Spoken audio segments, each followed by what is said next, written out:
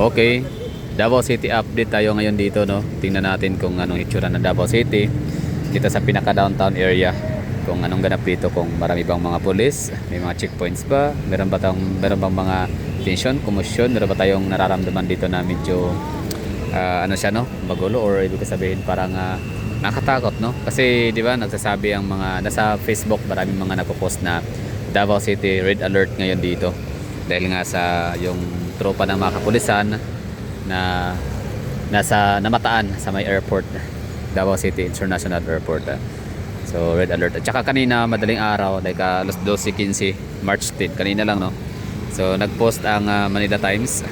Ayan. Nagpost ang Manila Times na 7,000 strong force to arrest Duterte. So dated March March 25, March 10, 2025, alas 12:15. So ano siya, no? Sabi dito ni ito si Luminos by Trixie Cross Angeles and Amid Pangilinan. Sabi niya, akala ko ba simulation lang yung mga nasa airport ngayon, bakit arresting team na? How many of you feel manipulated? O, di ba? So ano na daw, simulation, parang ano nga, parang nakapagtataka or very questionable yung simulation na yun. Ang daming pwedeng mag-conduct sila ng simulation sa Pilipinas, or okay, sige, sabihin na natin, no, na simulation sa airport, baka siguro terrorist or something, insurgency. So wala sila sinabi nung first, no, kahapon ng madaling umaga or ng hapon. So wala sila sinabi about sa simulation kung para saan. So nitong huli nitong gabi na, 'di ba, sinabi ng ni Police Major sino yun? Nakalimutan ko yung pangalan, Catherine, no? Si Ma'am Catherine, na ang simulation ay para daw sa NLE or National and Local Election Preparation, gano'n, no?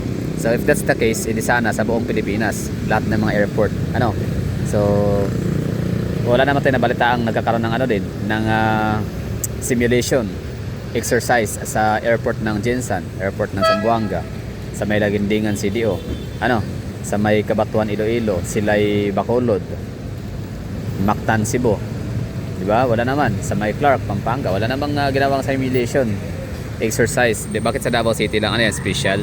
Kaya ba meron sa Davao, di ba? Ayun pala, dahil nga sa simulation sila kahapon, tapos arresting na mamaya, no? Arresting. So yun yung ginawa nila na balita. I mean, palabas lang muna. Tapos ito nga, itong 8 hours ago or 12 hours ago yata, basta may meron ako nabasa kay Attorney Harry Roque. Sabi niya na meron nga siya natanggap na report galing sa reporter lang din na meron naman daw talaga sadya. Meron daw talaga, hindi daw fake news ang arrest warrant para kay dating Presidente Rodrigo Roa Duterte. Pero hindi ito galing sa ICC, kundi galing sa incitement of sedition, ganoon. Yan lang, ibig sabihin parang palabas na talaga na ICC, no, kunyari, para kesyo lang pala, kasi Interpol. And ito yung itsura ng Davao City natin, wala tayong walang mga wiring sa lugar na to dito. Itong portion na to, wala kang makitang electric wires na makikita overhead. Underground cabling na siya. Ang ganda ng Davao, wealthiest city in terms of asset or GDP, purchasing power, population, disiplinado pa mga tao, tsaka maganda ang syudad, no? Peaceful, safest, cleanest. Yan ang gustong agawin ng mga administration ni PBBM. So paano niya maaagaw ang Davao? Siyempre gagamit siya ng mga alipores. So sino ba alipores? Si BBM na kanyang pakawala dito sa Davao City. So siyempre si Nograles, magkapatid na si Nograles, si Megs and si Carlo. Ayun, mga alipores, no? Tsaka si Alag. Sila yung mga pakawala ni dito ni PBBM. So siyempre pwedeng malaki ang ang laki ng manakaw sa Davao. Daming pera dito, daming yaman, no? Mantakin mo yung 500 billion mahigit na GDP. Diba? Lupit nun, ha? Hindi yan pangkaraniwang na income sa isang syudad, ng Davao City. Katambasan niya ang ano, mga probinsya. GDP ng mga probinsya sa Davao City lang alone. So ganyan kaganda ang Davao City, ganyan ka progressive, ganyan kasarap ang Davao City na maupo rito. Kaya yung gustong-gusto ni ano yan, ni BBM na mahawakan niya ang Davao City, no, sa pamamagitan ng ano, pagtalaga ng kanyang manok, ng kanyang mga taga-himod puwit. So sino yon? Siyempre Carlo Nograles, di ba? Malaki ito kapag kaalyansan nila ang mayor. Hindi nila wait lang na ano, nakalimutan ko. Napasuspend ba si ano? Nasuspended ba si Mayor Sebastian? Kasi parang hindi yata no, parang hindi siya natuloy na isuspend. Kasi useless din naman na isuspend niya si Basti as mayor. Ang papalit naman as mayor si ano, si Melchor Kitain. Ano yan? Alyansa din ng mga Duterte, di ba? Nasa ano din nasa tuwid na landas yan si Melchor Kitain. Hindi yan kagaya ng mga Nograles na mga traidor na kapag kahit pa ginawa na siya ng kabutihan ng mga Duterte, di ba? Despite sa kailang mga atraso sa kanila, pamilyang Nograles may atraso yan, di ba, sa ano, sa mga Duterte dati, pero wala, hindi nila pinatawad lang nila Tatay Digong. Tsaka yun, parang pag nakipag-reconcile na siya sa tatay na lang si yung dating ano no, si House Speaker Carlo Nograles. Nakipagkasundo na sila bago mamatay yung tao. So at least nag-reconcile na sila. Tapos yun parang ihinabilin niya ang kanyang mga anak sa kila Duterte. So mula nun, so parang kinupkop no, parang ano, kinuha no, pinananumpa bilang kasapi ng PDP laban si Carlo Nograles. Tapos ngayon itong si PRRD binigyan niya pa ng ano no, ng posisyon. Ginawa niyang ano, kinuha niyang member of the cabinet secretary si Carlo Nograles. Ngayon ito talagang ano siya, tumiwalag siya sa PDP laban. Tapos ito sinunggaban ang mga Duterte, di ba? So ambisyon at its best, lahat hamakin. So siyempre talaga siya ng ano, ng mga tropang BBM, di ba?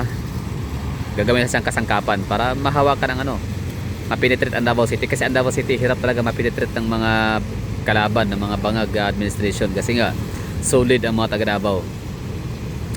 Kung merong solid kakamping Iloilo City, meron din solid DDS Davao City, which is okay lang, ang galang din in fairness sa Iloilo naman, no? So kahit kumbaga hindi natin sila ma-blame, hindi natin sila masisisi kung bakit ganun sila ka-loyal sa kailang mayor, di ba, na si Treñas, kasi maganda rin naman talaga ang Iloilo City. So same with Davao, no?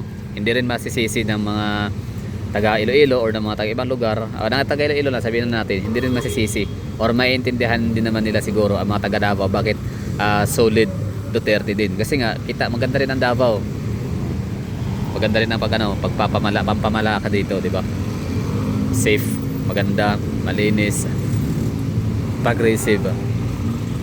Kaya yun ang ano doon, yun ang point, no, bakit talaga nagkakaroon ng mga solid supporter. Ako ay nagpunta ng Bicol, hindi naman solid ang mga ano, mga taga Sorsogon sa kay Escudero. Hindi solid ang mga taga Naga, possible, no? Pwedeng solid. Hindi rin solid kasi nung one time ako ay nagpunta sa Naga City. Ano yun 2000, kailan ba yun?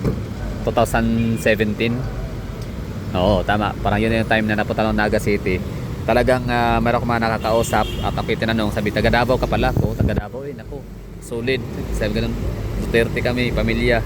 Pero hindi lang kami showy, low-key lang kami na maka Duterte.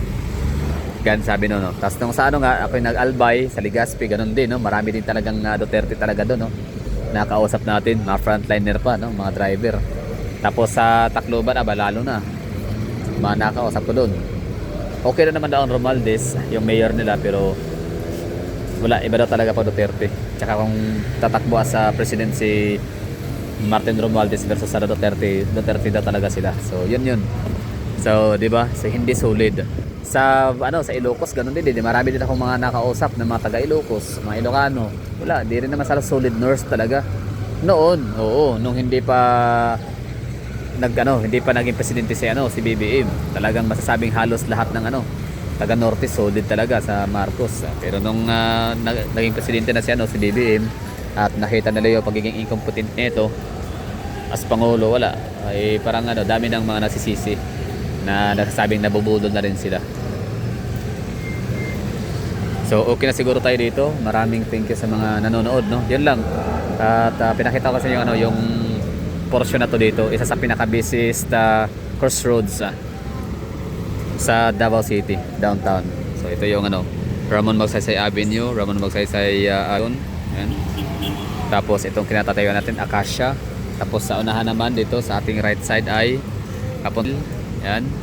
And dito naman sa kabila ay papuntang CM Recto, or galing ng CM Recto kasi one way lang yan dyan. Tapos kung diretsuhin mo to dito sa unahan lang dyan sa may intersection, sa may rotunda ay ang Ponciano. Tapos dito naman sa unahan ay Jacinto. Jacinto. Okay, so tapos na tayo dito. Maraming tingin sa mga nanonood. Ingat and good morning. Have a nice day. Have a great day ahead na yan mga OFW.